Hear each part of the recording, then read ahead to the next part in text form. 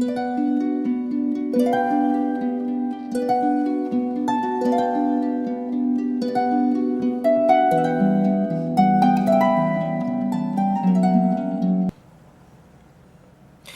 is Wednesday here at Witch is the Moon, and I am your hostess, Blythe.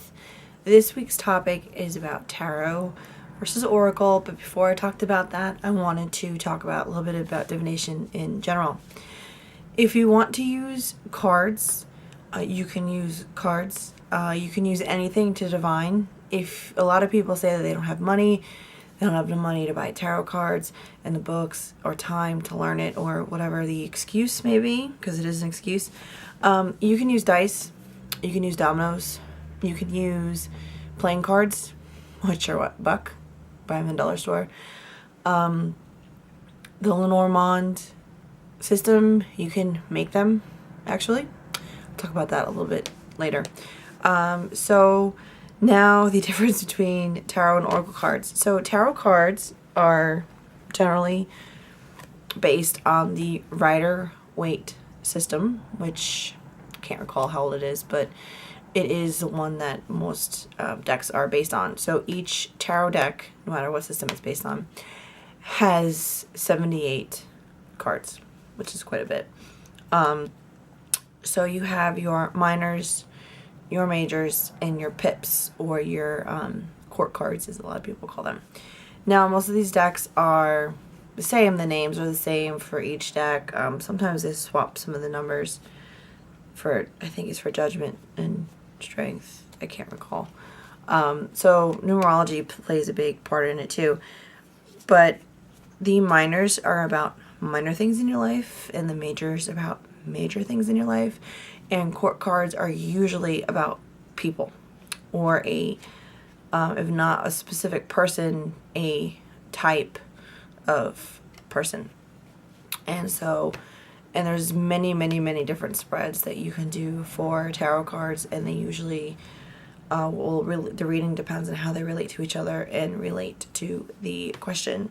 So here is the Shadowscapes Tarot. And yeah, this is a great deck. I don't use it too much though. I couldn't find the one that I usually use. So oracle cards, I actually prefer oracle cards.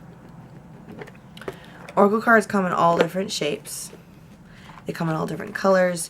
Each deck is completely different. It depends on what the author and the illustrator had in mind. So you can have a deck of oracle cards that has, I think the lowest I've seen is like 20 something cards, and the highest is like 40 something. So each deck is completely different. I should open these before. And you can have different sizes. So this is the Mermaid Oracle. These are very big cards. These can be a little hard to handle if you have small hands. And this is the Wisdom of Avalon. So it may not look like a big difference, but when you're shuffling them, they are, and there's actually some that are smaller than this. So those you definitely need the book for, that comes with the deck. You can also use your intuition. It's not like you can't use your intuition, but for me, the book helps me. When I read Oracle, I usually read the book, and then I get messages from my guides. It kind of, it prompts, calls their attention, I guess, and it prompts them to speak to me. Tarot for me is a lot more intuitive. Each deck is completely different, has different energy. I use different decks for different types of questions or different types of clients. It depends on the question, and some of them can really delve really deep, and some of them can just kind of have that nice soft message. Same with oracle cards. I have had some oracle cards that have some awesome messages, some really deep messages, and some of them just kind of were that really soft, soothing message, and I like the deep stuff better, so I will use the cards that I think will go more deeper into a problem. How they read, for me, tarot is always more of physical things that are going to happen, or things that are going to actually happen in the future, and oracle cards are more of spiritual things that maybe you need to do. So it's more of advice on, okay, you need to take time for yourself and you need to meditate, and maybe you need to fix your relationship, or you need to do some self-love, or work on your relationship with your children or your partner or stuff like that. Tarot to me is more of more life-changing things, more life-changing decisions.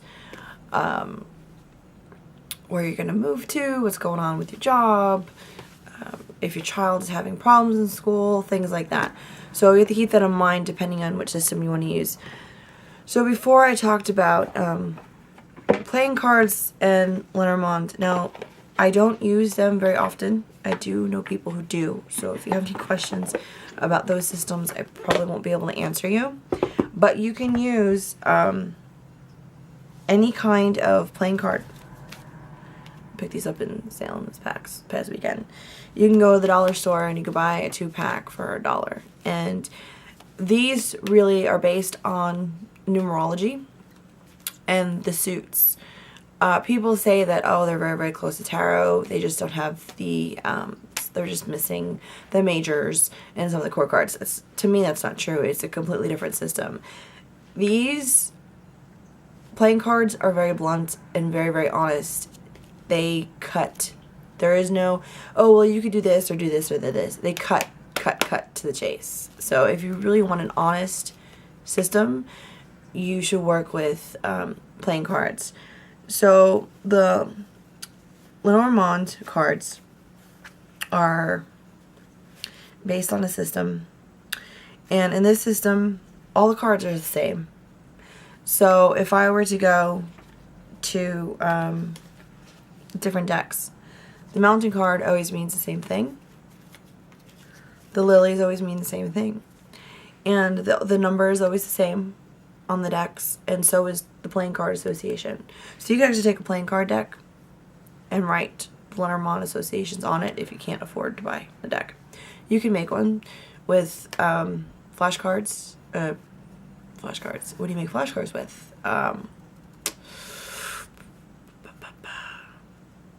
Index cards. You can make your own deck with index cards and write notes, because this system is not really about the deck itself. It's about tapping into the process of the system, if that makes any sense. So you can make your own. There are print-offs online where you can print off pictures if you want to. You can draw them. You just write the words. You can do it however you want. So, but the system is kind of hard to learn because the Lenormand is also very, very, very, very straightforward. And these come in different sizes as well. So I think very small or bigger. So these just depend on the aesthetic factor. Usually these decks. So don't ever say that you can't afford a divination system, because you can make one. You can make runes as well, but this is about cards. I love reading cards. I do best with tarot cards because I see the images, and each deck and each reading is completely different for me. So I hope that helped clear up any questions anybody may have had about reading cards. If you have any questions or comments, please leave them in the description, in the comment section below. I just woke up. And I hope to hear everybody's experiences with cards. Have a good one.